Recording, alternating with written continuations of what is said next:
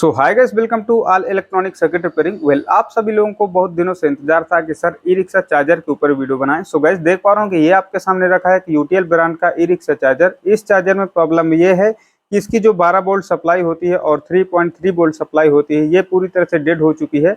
So guys, इस video में हम इस ई रिक्शा चार्जर को स्टेप बाय स्टेप रिपेयर करने वाले हैं। सो गाइस, आप सभी लोगों से रिक्वेस्ट है कि जिन लोगों ने मेरे चैनल को सब्सक्राइब नहीं किया है तो प्लीज जो मेरे चैनल को सब्सक्राइब करके बेल आइकन जरूर दबा दें, ताकि इस तरह की लेटेस्ट वीडियो आप तक हमेशा पहुंचते रहें। सो गाइस, वीडियो को स्टार्ट करते हैं। सो गाइस, जैसा कि आप देख पा रहे होंगे, ये यूटीएल का चार्जर है और ये चार्जर का कैबिनेट है और ये हमारा पीसीबी है। और हम कैबिनेट को साइड में कर देते हैं और पीसीबी को समझते हैं और पीसीबी को किस तरह से रिपेयर करना है वो सारी चीज़ें जानते हैं। सो गाइस, देख पा रहे होंगे ये पीसीबी में सबसे पहले हम फॉल्ट को समझते हैं कि फॉल्ट क्या हो रहा है इसमें। गाइस, इसको 2-3 टेक्नीशियनों ने रिपेयर किया है और रिपेयर करने के बाद किसी टेक्नीशियन ने इसको सक्सेसफुली रिपेयर नहीं किया है और सारे टेक्नीशियन सिर्फ एक ही बात बोलते हैं कि सर इसमें 12 वोल्ट की सप्लाई नहीं बन रही है और इसमें जो 3.3 वोल्ट सप्लाई होती है हमारा जो पैनल को चलाने के लिए, ये पैनल नहीं चल रहा है। सो गाइस, इसमें 12 वोल्ट सप्लाई किस तरह से बनती है मैं आपको बता देता हूँ। पहले हम जैसे 48 वोल्ट इसमें सप्लाई को कनेक्ट करते हैं। कनेक्ट करने के बाद हमारा जो एक ड्राइवर ट्रांसफार्मर होता है, इधर ये हमारा ड्राइवर ट्रांसफार्मर होता है और एक मॉसफेट होता है। इसके जो हमारा प्राइमरी साइड, ड्राइवर ट्रांसफार्मर के प्राइमरी साइड हम जैसे वोल्टेज देते हैं 48 वोल्ट, तो मॉसफेट जैसे स्विच करता है तो इसकी जो सेकेंडरी साइड होती है उस साइड जो है 12 वोल्ट सप्लाई बनती है। सो गाइस, इसके बाद 12 वोल्ट सप्लाई बनने के बाद हमारा जो ये रेगुलेटर लगा है 3.3 वोल्ट का रेगुलेटर, इसको 12 वोल्ट सप्लाई इसमें जाती है और यही 12 वोल्ट सप्लाई हमारी फैन में जाती है। और इसके बाद हमारा जो 3.3 वोल्ट 12 वोल्ट से कन्वर्ट होकर के हमारे पैनल में चला जाता है और पैनल में जाने के बाद 3.3 वोल्ट पैनल में जाने के बाद हमारा जो पल्स होते हैं, सिग्नल्स होते हैं, ये जो है जनरेट कर देता है और इसके बाद हमारा चार्जर जो है रन करता है। इसके बाद 3.3 वोल्ट किस तरह बनता है वो देखेंगे और इसके बाद हम चार्जर को पूरी तरह से चला करके आपको दिखाएंगे, रिपेयर करके दिखाएंगे। सो गाइस, आप वीडियो में लास्ट तक बने रहें और कॉपी पेन ले लें और लिखते जाएं किस पॉइंट में कितना वोल्टेज है, क्योंकि मैं आपको सारा कुछ बताने वाला हूं। सो गाइस, जैसा कि आप देख पा रहे होंगे, हमने कैमरे को नजदीक कर लिया है और सो गाइस, 12 वोल्ट सप्लाई अगर नहीं बनती है तो मैं आपको बता देता हूं कि कौन कौन सा फॉल्ट हो सकता है। सबसे पहला फॉल्ट हमारा जो ये मॉसफेट है, सबसे ज़्यादा खराब होने वाला आइटम है। जो हमारा यहाँ मॉसफेट लगता है, मैं आपको उल्टा करके दिखा देता हूँ एक बार। अगर हमारा 12 वोल्ट सप्लाई नहीं बनता तो सबसे ज़्यादा क्या खराब होता है? सबसे ज़्यादा खराब होता है ये हमारा जो मॉसफेट है, ये खराब हो जाता है। सबसे ज़्यादा खराब होने वाला आइटम है ये हमारा जो सप्लाई है, यहाँ से जो हमारा डायोड है, ये सप्लाई इसको इधर नहीं देता है तो ये खराब हो सकता है। और इसके बाद जो हमारा आईसी होता है, आईसी भी खराब हो जाता है और इसमें जो यहाँ रेजिस्टेंस वगैरह है ये भी काफ़ी ज़्यादा खराब हो जाए अगर इसको पल्स ना मिले तो इधर ये जो पूरा सेक्शन है, इस यहाँ से यहाँ तक है, ये 12 वोल्ट का आपका सेक्शन है। और इसके बाद आपको दिखाते हैं, प्रैक्टिकल करके दिखाते हैं कि किस तरह से सप्लाई हमारी बनती है। तो गाइस, हमने पीसीबी को उल्टा कर दिया है और अगर आपका जो रिक्शे का चार्जर है ये डेड हो जाए तो सबसे पहला काम क्या करना है, हमें जो 48 वोल्ट है 48 वोल्ट को कनेक्ट करना है। मैं भी 48 वोल्ट की इसकी सप्लाई को इनपुट कर देता हूं अभी इधर। सो गाइस, जैसा कि आप देख पा रहे होंगे, हमने इसमें 48 वोल्ट की सप्लाई इनपुट कर दिया है और इसके बाद हम मल्टीमीटर के थ्रू चेक करते हैं कि किस तरह से हमारी सप्लाई बनती है। सो गाइस, मैं अभी इसको जो हमारा मीटर है, मीटर को मैं अभी डीसी रेंज में सेट कर लेता हूं। इसमें सबसे पहले हमको 48 वोल्ट की जो सप्लाई है इसको चेक करना है, क्या हमारे जो पीसीबी में 48 वोल्ट सप्लाई आई क्या। देख पा रहे हैं गाइस, 48 वोल्ट 50, 48, 49, 50 के आसपास सप्लाई हमारी आ चुकी है। और इसके बाद हम चेक करते हैं कि हमारा 12 वोल्ट सप्लाई किस तरह से नहीं बन रहा है और किस तरह से उसको बनाएंगे। अगर हमारा जो सप्लाई 12 वोल्ट नहीं बनता है तो हमें क्या क्या चीज़ें चेक करना होता है। तो मैं इसको एक प्रॉप को ग्राउंड कर लेता हूँ इधर से और इसके बाद मैं इधर टेस्ट करके आपको दिखाता हूँ। मैं इसको ग्राउंड कर लेता हूँ। देख पा रहा हूँ कि मैं इसको अच्छे से लगा देता हूँ क्योंकि ये इधर नहीं हो रहा। पहले मैं इसको लगा देता हूँ अच्छे से। सो गाइस, जैसा कि आप देख पा रहे होंगे, हमने इसकी जो ब्लैक प्रॉप को है, ब्लैक प्रॉप को यहाँ लगा दिया है अपनी जगह पे और इसके बाद हम वोल्टेज को आपको चेक करके दिखाते हैं। सो गाइस, 48 वोल्ट पहले इधर आता है हमारा देख पा रहे होंगे 48, 49, 50 के आसपास जो वोल्टेज आता है इधर 48.89 के आसपास। और इसके बाद हमारा जो वोल्टेज है इधर से हमारा एक डायोड लगा रहता है, डायोड के बाद हमारा इधर 48 वोल्ट आता है। देख पा रहे होंगे 48-50 के बाद वोल्टेज आता है, क्योंकि इधर एक कैपेसिटर हमारा लगा होता है जो बूस्ट कर देता है वोल्टेज को 1 से 2 वोल्ट के आसपास। तो देख पा रहे होंगे इधर 49-50 वोल्ट के आसपास आता है।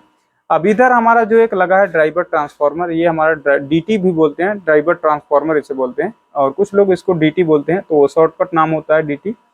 और हमारा देख पा रहा हूँ कि ये ड्राइवर ट्रांसफार्मर में हमारा जो एक साइड की लेग है, एक साइड में वोल्टेज इनपुट होता है, और इसका दूसरे साइड में देख लेते हैं क्या वोल्टेज आया क्या। देख पा रहे होंगे हमारा जो ड्राइवर ट्रांसफार्मर से दूसरे साइड जो वोल्टेज है वो जा रहा है। इसका मतलब ये होता है कि जो हमारा ड्राइवर ट्रांसफार्मर है ये हमारा पूरी तरह से ओके है। देख पा रहे होंगे। और उसके बाद हम चेक करते हैं जो हमारा मॉसफेट है, मॉसफेट के इस वाले पॉइंट में देख पा रहे होंगे वोल्टेज जा रहा है क्या। हाँ बिल्कुल जा रहा है, क्योंकि ये ट्रैक इधर से जुड़ा हुआ है। और इसके बाद चेक करते हैं कि हमारा जो मॉसफेट है, मॉसफेट में पल्स आ रहे हैं क्या।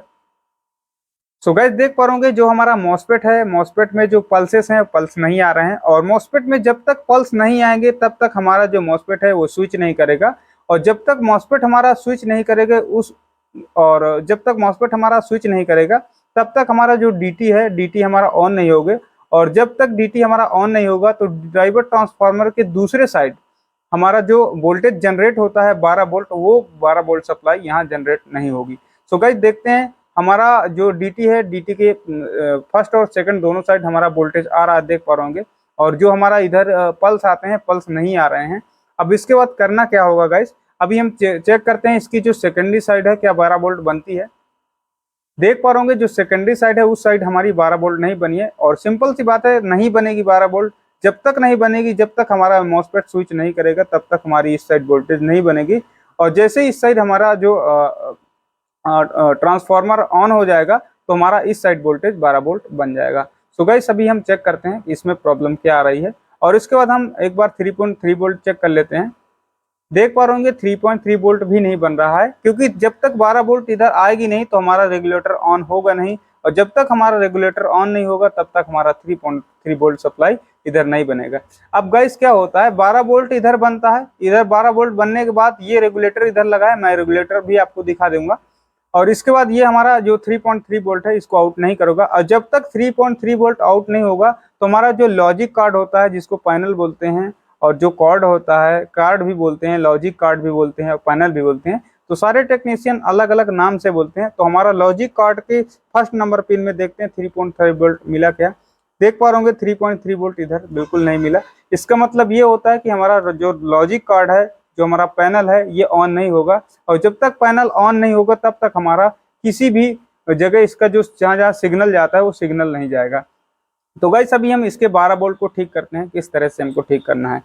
अब गाइस हमारा जो ये वोल्टेज है देख पा रहे होंगे 48 वोल्ट यहाँ तो आ रहा है। इसके बाद जो यहाँ आ रहा है वोल्टेज, इसको यहाँ नहीं आना चाहिए, क्योंकि जब हमारा मॉसफेट स्विच करता है तब यहाँ फ्रिक्वेंसी बहुत ज़्यादा हो जाती है, क्योंकि 1 सेकंड में कई बार ये ऑन ऑफ करता है। तो इधर जो फ्रिक्वेंसी होती है आप मीटर से उसको नॉप नहीं कर नहीं सकते। इसका मतलब ये होता है, हो सकता है हमारा जो ये मॉसफेट है, मॉसफेट खराब हो गया हो, और हो सकता है हमारा आईसी खराब हो। लेकिन गाइस जो हमारा जो इधर वोल्टेज देख पा रहे हमारा जो इधर जो सिग्नल वोल्टेज नहीं मिल रहा है, इसका मतलब ये होता है, हो सकता है कि हमारा मॉसफेट सही हो, हमारे मॉसफेट को सिग्नल ना मिल रहा हो, इस कारण से मॉसफेट स्विच नहीं करता। और मॉसफेट स्विच नहीं करता तो मैंने आपको प्रोसेस बताया है कि मॉसफेट जब तक स्विच नहीं करेगा तब तक हमारा डीटी ऑन नहीं होगा, और जब तक डीटी ऑन नहीं होगा तब तक हमारा सेकेंडरी साइड डीटी के हमारा 12 वोल्ट सप्लाई नहीं बनेगा। और जब तक 12 वोल्ट सप्लाई नहीं बनेगा तब तक 3.3 वोल्ट नहीं बनेगा, और जब तक 3.3 वोल्ट नहीं बनेगा तब तक हमारे चार्जर का जो पल्सेस है वो ऑन नहीं होंगे। सो गाइस अभी हम 12 वोल्ट को किस तरह से ठीक करना है मैं ये आपको बताता हूँ। सो गाइस हमें इसको पल्स नहीं मिल रही, इसका मतलब साफ साफ ये होता है कि जो हमारा ये मॉसफेट है, मॉसफेट में हमारा पल्स नहीं जा रहा, इस वजह से ऑन नहीं हो रहा। गाइस हम ये देखते हैं क्या हमारा जो ये मॉसफेट है ये शॉर्ट तो नहीं हो गया, क्योंकि हमारा इधर वोल्टेज तो आ रहा है 50 वोल्ट, अगर शॉर्ट होगा तो मॉसफेट की स्पिन में भी आना चाहिए। देख पा रहे होंगे इस पिन में वोल्टेज नहीं आ रहा, और हो सकता है मॉसफेट अगर इस ऐसे से शॉर्ट हो गया हो, तो देख पा रहे होंगे ऐसे भी शॉर्ट नहीं है। इसका मतलब ये होता है मॉसफेट तो हमारा शॉर्ट नहीं है, लेकिन इसको मॉसफेट को हमारा जो चलाने के लिए जो पल्स मिलता है, पल्स नहीं मिल रहा। और पल्स कहाँ से मिलता है, आईसी से मिलता है। अभी एक बार मैं आईसी दिखा देता हूँ। आईसी का नंबर आपको पहले बता देता हूँ, UC3845B आईसी इसमें लगी हुई है। इसकी जो ये पिन है, इस पिन से हमारा जो एक रेजिस्टेंस के थ्रू इसको पल्स जाता है, पल्स से ये मॉसफेट ऑन होता है, मॉसफेट से डीटी ऑन होता है। तो एक बार मैं आईसी चेक कर देखवा लेता हूँ। तो अभी मैं इसकी जो 48 वोल्ट सप्लाई इसको एक बार कट कर देता हूँ। सो गाइस, मैंने इसकी 48 वोल्ट सप्लाई है ऊपर से स्विच से ऑफ कर दिया है, और इसके बाद आपको मैं दिखाता हूँ रेगुलेटर कहाँ होता है। सो गाइस, देख पा रहे होंगे ये हमारा रेगुलेटर है। ये हमारा 12 वोल्ट का रेगुलेटर है, जो कि 12 वोल्ट इनपुट लेता है और 3.3 वोल्ट जो हमारा आउटपुट करता है। तो ये हमारा रेगुलेटर है, और इसके बाद ये हमारा आईसी है 3845B। इसी से इस मॉसफेट को पल्स जाते हैं, तब ये मॉसफेट हमारा चालू होता है। और मॉसफेट जब ऑन होता है तब हमारा डीटी ऑन होता है, जब डीटी ऑन होता है तब हमारा जो है आगे वोल्टेज 12 वोल्ट जनरेट होता है। अभी हम एक बार आईसी को निकाल के देखते हैं, आईसी का नंबर देखते हैं और आईसी की सारी चीजें देखते हैं। तो गाइस, देख पा रहे होंगे, आपको हो सकता है कैमरे में ना दिखे, लेकिन मैं आपको नंबर बता देता हूँ। UC3845B इसमें आईसी लगी हुई है, और इस आईसी हमें जो हमारी नज़रों में दिख रही है, ये हमारी ओके आईसी लगी है, क्योंकि ये हमारी बिल्कुल न्यू आईसी है। लेकिन बहुत सारी आईसी डिफेक्टिव होती हैं, मार्केट से ही डिफेक्टिव मिल जाती हैं, अंदर से ख़राब हो जाती हैं। तो ये सारी चीज़ें हो सकती हैं इसमें। बाकी इसमें जो टेक्नीशियन ने काम किया है, इसमें बेस वगैरह पहले से लगा दिया था, तो इसमें हमें आसानी होती है हम आईसी को किस तरह से चेंज करेंगे। तो ये आईसी की देख पा रहे होंगे, ये कट है। अभी मैं दूसरी आईसी इसमें एक बार लगा के देख लेता हूँ। बाकी इसकी जो डायोड है इसको भी चेंज कर दिया गया है, जो इसकी रेजिस्टेंस है इसको भी चेंज कर दिया गया है, और जो है ये हमारा रेजिस्टेंस है ये बड़ा वाला, इसको भी उन्होंने चेंज कर दिया है, और सारी चीज़ें चेंज कर दिया है। कपलर आईसी को इधर से हमने सारी चीज़ें देख लिया है और सारी चीज़ें ओके कर दिया है। और इसके बाद हम इस आईसी को जो है एक बार लगा के देखते हैं। इस आईसी की कट को इस साइड, जिस साइड कट है उस साइड हमको मिलाना है। मैं इस आईसी के इस साइड कट को मिला देता हूं और आईसी को लगा देता हूं। ये मैंने आईसी को लगा दिया इसमें बेस में, और इसके बाद हम फिर से एक बार इसको 48 वोल्ट की सप्लाई इन करके देखते हैं। मैं इसको एक बार फिर से ऑन कर लेता हूँ। सो गैस, हमने फिर से इसको 48 वोल्ट की सप्लाई दे दिया है, और इसके बाद मैं आपको चेक करवा देता हूँ। जो माइनस का प्रोब है मैं इसको लगा देता हूँ इधर ही, और इसके बाद मैं आपको चेक करवाता हूँ। देख पा रहे होंगे इधर 48 वोल्ट की सप्लाई इसमें इन हो गई, और इसके बाद हमें इधर चेक करना है। देख पा रहे होंगे 48 वोल्ट की सप्लाई यहाँ भी आ गई, और इसके बाद जो डीटी का इस साइड जा रहा था, इस साइड क्या 48 वोल्ट मिला क्या हमें। देख पा रहे होंगे इधर 48 वोल्ट नहीं है, और कोई भी वोल्टेज आपको शो नहीं करेगा। जैसा कि मैंने आपको पहले भी बताया था कि इसमें जैसे ये ऑन ऑफ करता है, तो इसकी जो फ्रिक्वेंसी होती है, स्विचिंग फ्रिक्वेंसी बहुत ज़्यादा होती है। आप इसको मीटर से माप नहीं कर सकते। सो गाइस, देख पा रहे होंगे ये हमारा इस साइड वोल्टेज ना आने से इसका मतलब ये होता है कि हमारा जो ये मॉसफेट है, मॉसफेट ऑन हो गया है, और मॉसफेट जब ऑन हो गया तो डीटी भी ऑन हो गया होगा, और डीटी ऑन हो जाएगा तो 12 वोल्ट की सप्लाई बन जाएगी। तो देख पा रहे होंगे इधर वोल्टेज नहीं आ रही। तो हम इसके पहले हमारे यहाँ फॉल्ट क्या आ रहा था, फॉल्ट ये आ रहा था कि इसके जो ये वाली पिन है इसमें पल्सेस नहीं जा रही थी। तो देख लेते हैं क्या इस बार पल्सेस गई क्या इधर। देख पा रहे हैं 1.9 के 9.8 के आसपास देख पा रहे पल्सेस जा रही हैं, वोल्टेज जा रही है। मैं इसको एक बार 20 वोल्ट में ले आता हूँ डीसी में, और इसके बाद पल्सेस चेक करवाता हूँ आपको अच्छे से।